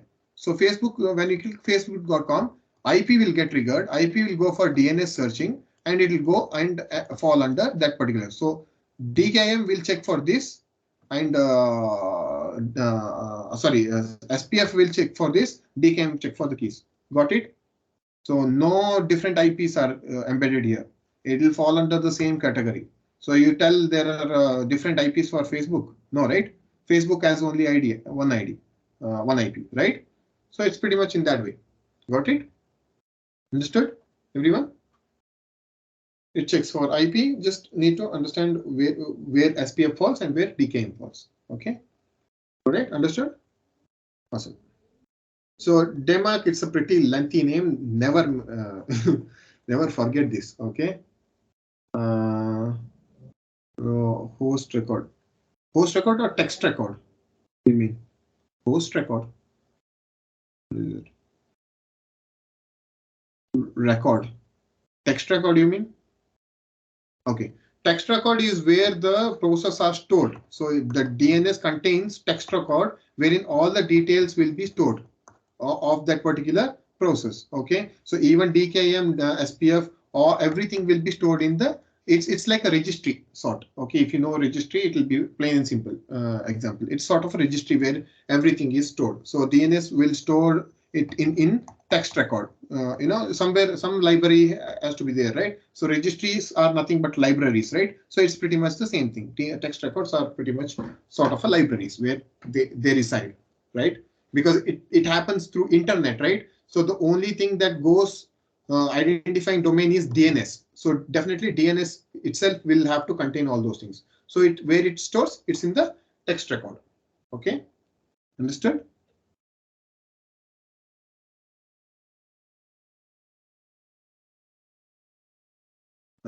Explain full SPF record. I didn't get you. It just checks for IP guys. Okay. Yeah. SPF also will be stored in the text. So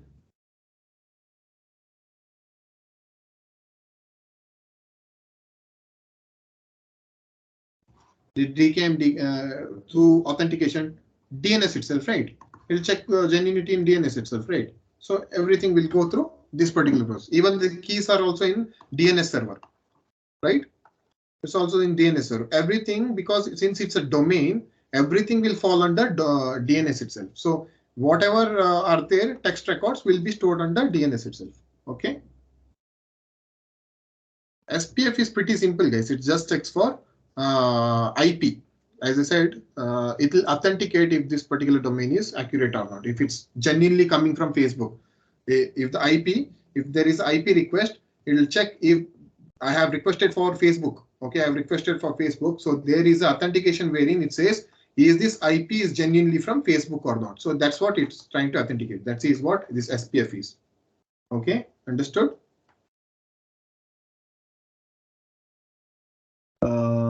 Yeah, private keys is embedded with the user, with the user's not with the email, but the user's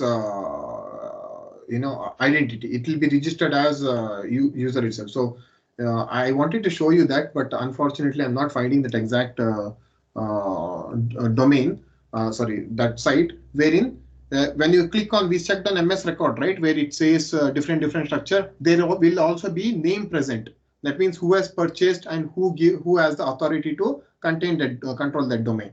So that domain will be registered in his name. Okay. So whenever you try to log into that particular domain and something like that, the genuine key, the key will be embedded within that itself. Okay, Mohammed, understood? Kedarshu, did you understand? SPF will be in the text record itself. Okay. So let me go with Denmark. Denmark is a pretty lengthy name. It's better never abbreviate that, because if it's wrong, then it will be your head. So never mention. Just keep it as Denmark itself. Okay. So Denmark is basically just for the process. Yeah, I have to go to Denmark. It's been clarifying things way too long. Okay. Domain based message. It's very lengthy name. Okay. Authentication, reporting, and conformance. So it's a very pretty name, lengthy name for Denmark. Okay. So Denmark is nothing but, so it doesn't have its own clarity. It doesn't have its own clarity. What I mean is this, excuse me. This is also an email authentication, okay, to protect the particular email from spam or spoofing or phishing. But here it itself doesn't have its own authentication protocol, okay, because it is built on two different things, which is SPF and DKIM. It's a combination of both, which makes it as DMARC. Okay. Plus this has to pass, or DMARC has to pass. Okay. If any one fails, DMARC will fail. This will fail.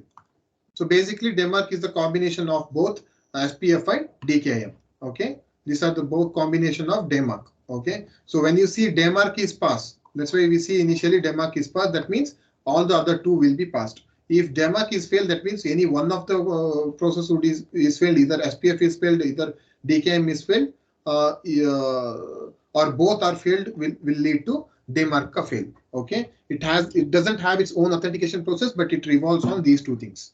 Okay. It contains both SPF and DKIM, which is integrated to each other. So based on that two authentication, DMARC will consider itself as a pass. Okay. Got it, guys? DMARC is pretty simple. It's a combination of both SPF and DKIM. Sorry, DKIM. Okay. Got it, guys? Anything?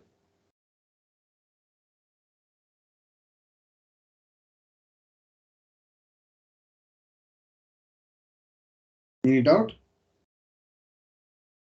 So you can see here. I'm not sure why DKIM is not present here, but should be present. But you see, DMARC is pretty much passed. That means this is pretty much passed itself.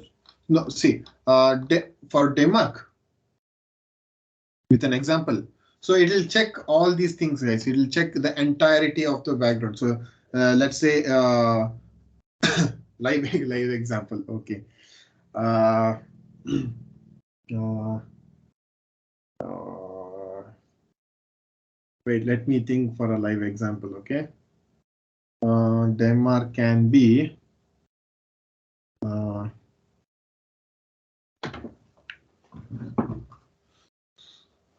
Man, live example.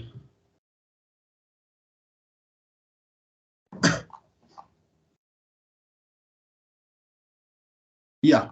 So this is the actual this particular process wherein it will pretty much say the authentication results in the original phrases, wherein you can see here SPF is passed, right? SPS is passed. I don't see where is DKM though, but it's basically saying that the DKM is passed, which means both SPF and your DKM is pretty much passed. So what happens is this basically checks with both the process at the same time. So it checks for both the process at the same time, wherein it checks Denmark basically authenticates or checks if this process has been accurate. So SPF and DKIM, it checks for both, right? By analyzing these two events, wherein SPF revolves in IP and DMARC revolves in keys. So when these two processes are passed, this exact scenario will be crossed, right? So when we talk about DMARC by itself, it doesn't hold any weightage. Okay, it revolves on these two things, SPF and DMARC. If you are clear with SPF and DMARC, you pretty much need not to worry about DMARC. Okay, because these two needs to pass in order to clear this DMARC record. If DMARC fails, then that's a problem. Okay, that means something has been issued. Then we have to check which is the process which got faulty, either if it was SPF or DKM, right? We'll check if the IP was not being able to recognize or the keys were not being able to share. That means the owner doesn't own that particular domain. It is a spoof. It is a spoof. That means he tried to impersonate something else. He said it was from this particular domain and he tried to impersonate it, but this is not from this particular domain. It's basically a spam, right? It basically is a spam. Okay, so that's how you can check. Basically, you can also check through. These are the only two things that we are checking in the header. Okay, first thing is first, which is the from mine to the source path and the return path needs to match exactly the same. And one more thing is the record, the authentication, the email authentication, we call it as. We check for the genuinity of the email. So if in case the SPF is failed, the DMARC will also fail. That means the IP was not registered or authenticated, wherein it doesn't have an idea that where it's coming from. Okay, so that's why there's a fail in this process. So you need to identify these two things when it comes to email header analysis. Okay. SPF and DKM. Yeah, the DKM and SPF both needs to be passed in order to DMARC to need to be passed. Any question, guys? Unfortunately, real-time example, I have to think about that. Real-time example, live example. But this is a pretty much live example. It's what I took from my own this particular process, wherein we checks for only these three things: the domain name, the domain authentication, and DMARC value. Okay, authentication are pretty much done through these three processes. So when we tell phishing or email authentication, how it's being done, it's done through these three processes: DMARC, DKIM, and SPF. Okay, these three are the authentication for an email to authenticate itself. Okay, and to make sure this fall under the same category, we'll check the return path and the source path. So these both has to match in order to do this process. Okay, guys. Any doubts? If you have any doubts, I'll clarify it right now. Do you have any doubts? This will definitely go tomorrow also, because I'll have to make you understand few other things as well before we move further. But did you understand this process? Do you have any doubts? So let me tell you, even if it's the DMARC is fail, it's not like you will never receive an email. Okay, you will never receive an email. It's not like that you will never receive. You will definitely receive an email, but it's up to us to check the authenticity, right? It will definitely reach the yeah, particular process or particular destination, but here we have to check if it was passed or failed. If it's failed, that means we have to quarantine it, or if we have to block that particular email, right? If it's failing, right? If it's failing, we'll have to block it. If it's passed, then it's successful, then it's fine. Even if this is say if there is no return domain, right? If there is no return domain, one of these process will fail. Either SPF will fail. Okay, if there is no return path. If there is no return path exactly for what Morgan Stanley is, SPF will also fail off, get failed. Okay, there are certainly other things also when it comes to checking and particular IP, sorry, not IP, email. There will be number of other aspects as well, which will be there in proof point. Okay, I'll mention few things tomorrow as well. But for now, did you understand the analysis process? What you have to analyze? This is all analysis process, guys. Okay, this is all analysis process. What are the analysis methods that are there? You will have to understand that. Okay. Any question on this, guys?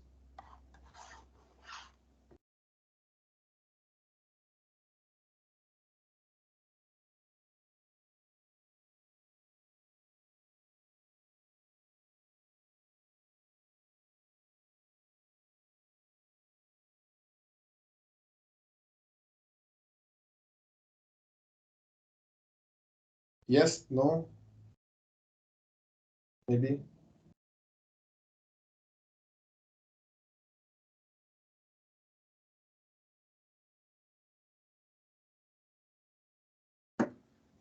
See, depending on the process, you may receive. Okay, so you will definitely receive. Okay, it's not like everything will fall under spam itself. Sometimes what happens is, let me tell you one more thing, wherein this can be how it will fall under that particular category. Okay, there is something called as spam check. Okay, spam score. There is something called as spam score. Okay, if the spam score, it will be determined based on what kind of spam score it is in proof point. Proof point. Okay.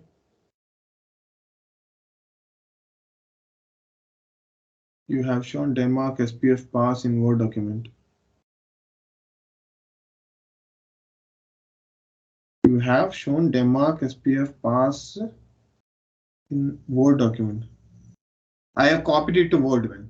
Okay, I have copied it to Word, or I have copied it to my .NET process, because see, I can't give you clarity on that is confidential informations, right? So many things I have removed. So just to get you an idea, I had done that because I can't take a screenshot and show it to you, because there are certain informations that will be presenting in the header, which leads to few confidentiality process. So that is a company ka genuine email header, which I copied it and I removed certain confidential informations to make sure that is presentable for you guys without any issue.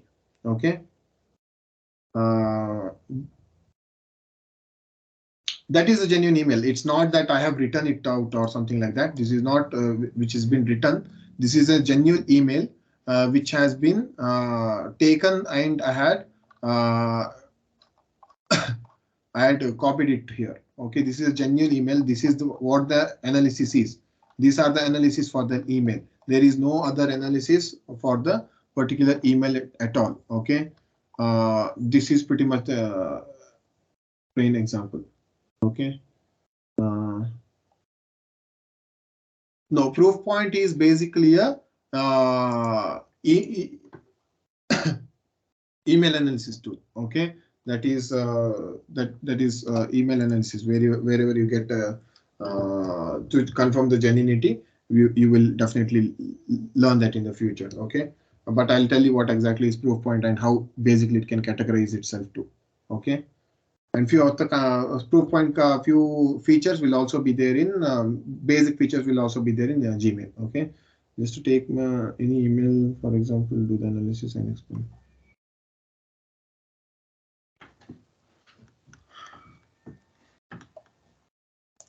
So the email which I took, right, it's from Morgan Stanley, which came to the organization. This is what I did. Okay, there isn't any other methods to understand the process. We took an email, which is the outer layer from a particular point where in Netflix or some other process, we have taken that, we have done did the basic example, right? Now, next what I did is I took a genuine artifact of the email header and did the live process, right? Can we do a live email analysis? Live email analysis. See, that much and all, I don't, maybe a few different emails using email header. See, the main goal is for you to understand the process. Did you understand how the process came into picture?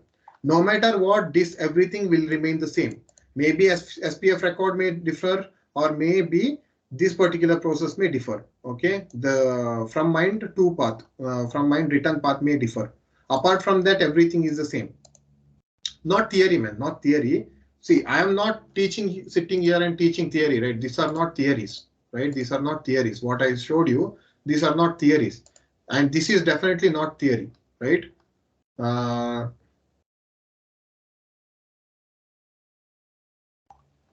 This is practicals, like what we are doing it right now, right? This is practical. So what I took here is basically practical itself. Okay.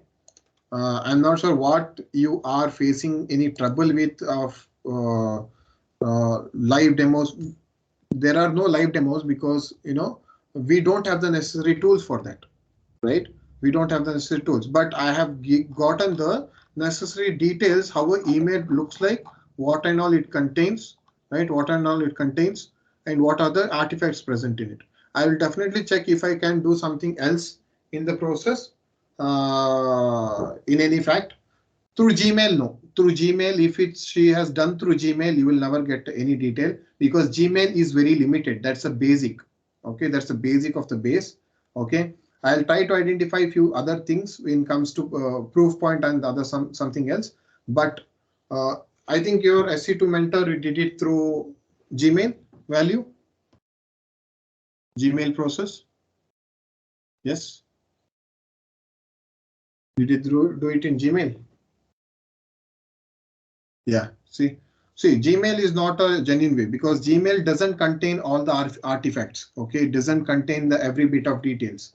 Okay, what other process would do, right? So these I'll see what kind of other details can be mentioned. I'll definitely mention on that, which will be helpful for you guys. Okay, we'll try how the process works. Okay. But Gmail is, see, we can also do it in Gmail. It's not a big deal. But I'm telling you, the records that contains in terms of other things which has its artifacts will not be there in Gmail. Gmail is the basic of the basic. But here we are getting details from different sections as well and different process. Okay.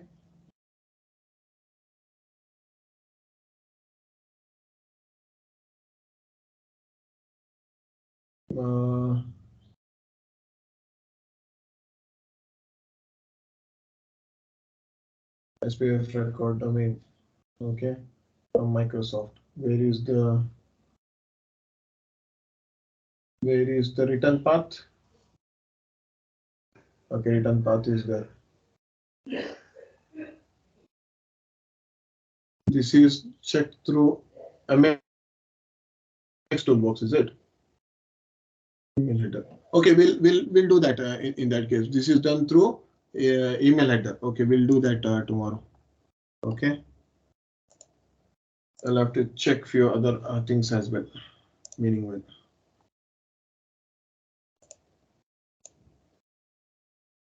Okay, but if it's already been done, why you guys want to do it again? Is this already been done?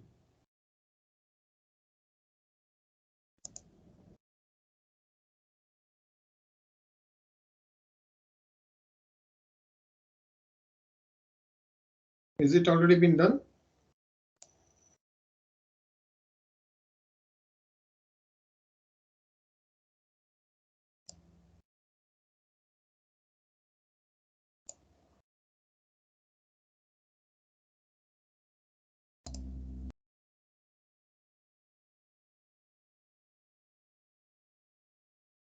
I didn't. It's for Kedar show. I didn't pretty much understand that particular process. See, the main thing is you need to understand how a email analysis is being done, right? So there aren't many major artifacts that we'll look into, but for now, for the interview sake, we'll know what has to be what content we have to represent, right? Right? If you know about DKIM in depth, that is pretty much fine. Okay. If you know the process in fine, that is pretty much fine. You are not explaining to the interviewer in showing this all these things, right? You have to make sure that it's representable, right? To when you're mentioning, right? Live process. Okay, we'll see. I'll try to identify if there are some any live process that are out there. Okay, but it's for your understanding. Okay, so let's try. Let's do that. Okay, uh, but we'll be dragging on the same thing what we'll be doing today as well. Okay, so which I didn't wanted to do. Okay, want to use in work.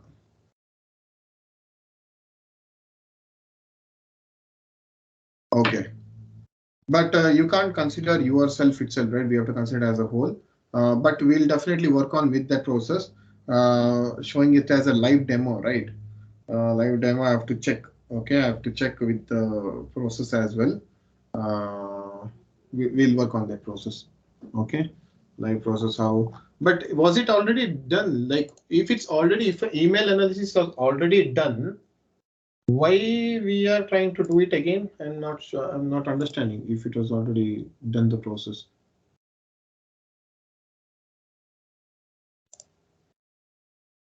Okay. Email analysis is already done. Let's see. Let's check. Okay. We'll do that process tomorrow if possible. Okay. Hopefully today you understood what kind of situations we are checking when it comes to an proof point, right?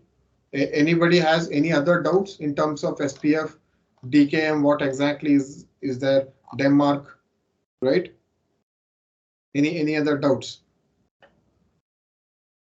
We'll try to work on that live process, but it will pretty much be the same thing. I'm not sure how exactly it's going to turn out to be, but we'll pretty much work on the same thing.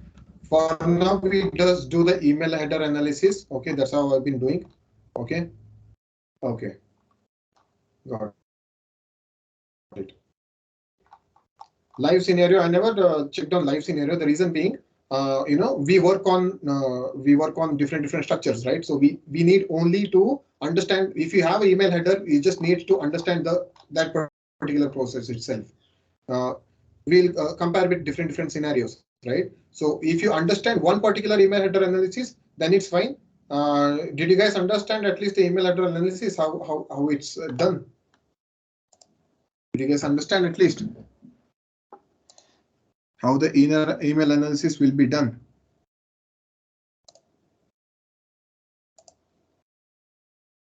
Yeah. Okay.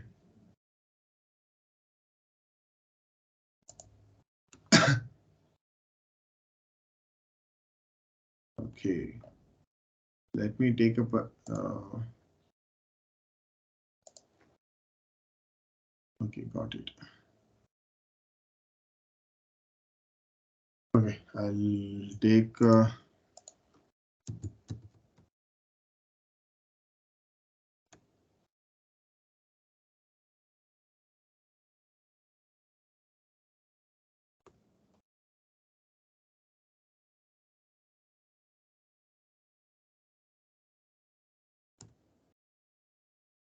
One second.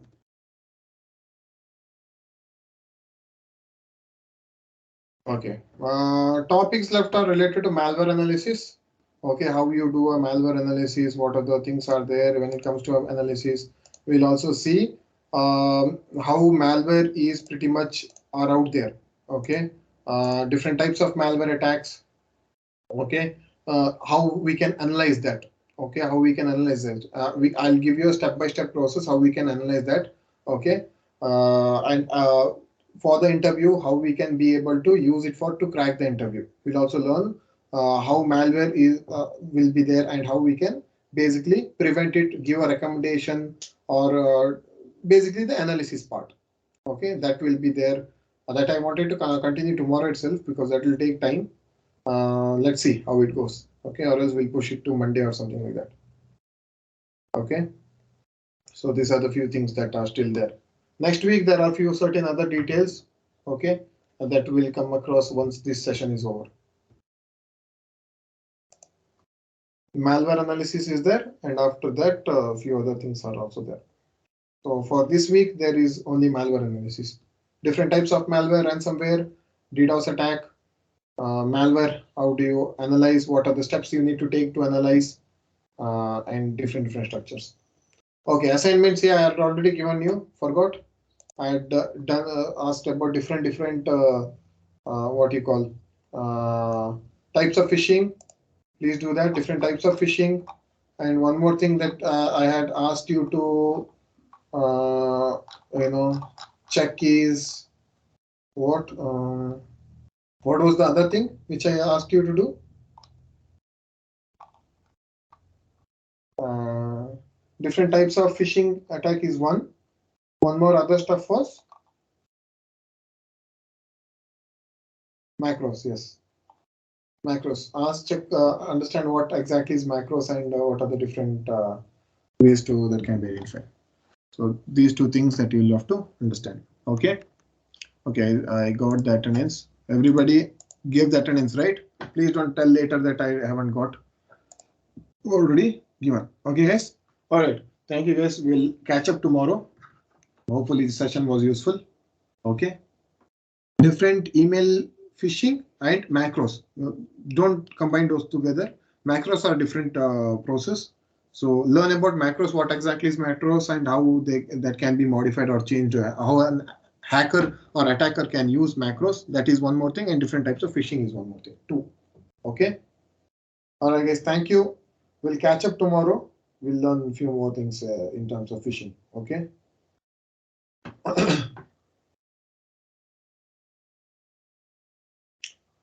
Macros is generally you need to understand what exactly is macros. Okay, you can combine that. That is also not a problem. But understand what exactly is macros. Different. It depends on you what kind of details you want to get. Okay. Different types of emails and how attackers use phishing macros in phishing. Yeah. Understood. I guess. Thank you. We'll catch up tomorrow. Yeah.